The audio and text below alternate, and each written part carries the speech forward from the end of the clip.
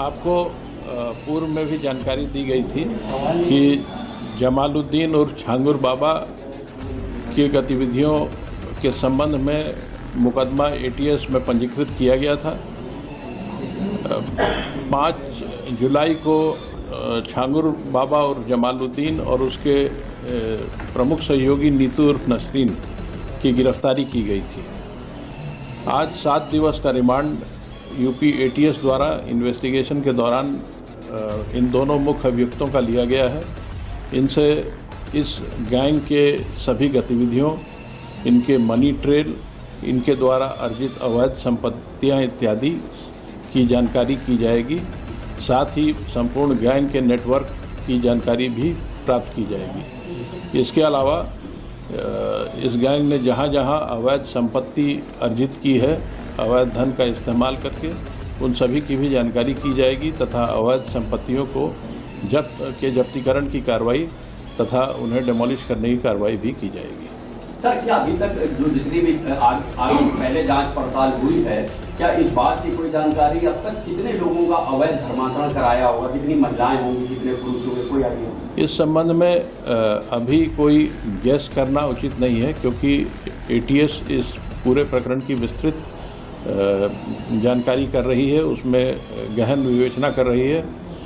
लेकिन ये इस बात की जानकारी हुई है कि लगभग 15 वर्षों से यह गैंग वहाँ कार्य कर रहा था और इस दौरान इसने काफ़ी बड़ी संख्या में धर्मांतरण कराए हैं। सर, जो एफआईआर एटीएस की है उसमें जमालुद्दीन के भतीजे का भी नाम है, सबरोज का, और इसका भांजा है शहाबुद्दीन, एक नागपुर का ईदुल इस्लाम भी है।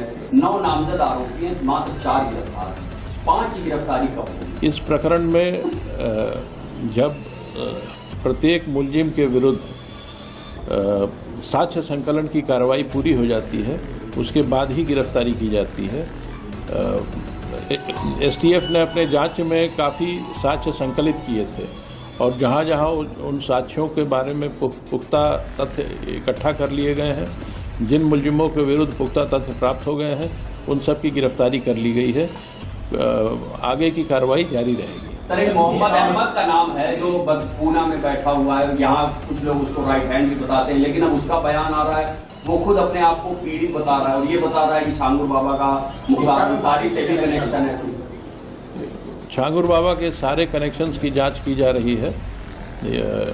किसी भी एक व्यक्ति के बयान को ज़मीनी तथ्यों से उसके खिलाफ अवेलेबल एविडेंस की कसौटी पे कसना पड़ता है।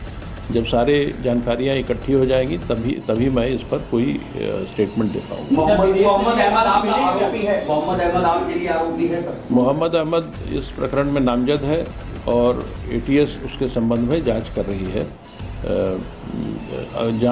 जांच से, विवेचना से जो तथ्य प्राप्त होते हैं उसके आधार पर कार्रवाई की जाए। सर, ईडी ने आपसे जानकारी मांगी, क्या ईडी भी मनी लॉन्ड्रिंग के तहत कार्रवाई करेगी? ईडी द्वारा एटीएस से इस प्रकरण में दायर एफआईआर की प्रति मांगी गई थी।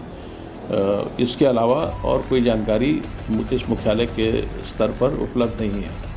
क्या सर ये जानकारी में स्विस बैंक में भी इन लोगों का खाता है, दुबई या शारजाह में? नहीं, ऐसी कोई जानकारी अभी उपलब्ध नहीं है। Thank you.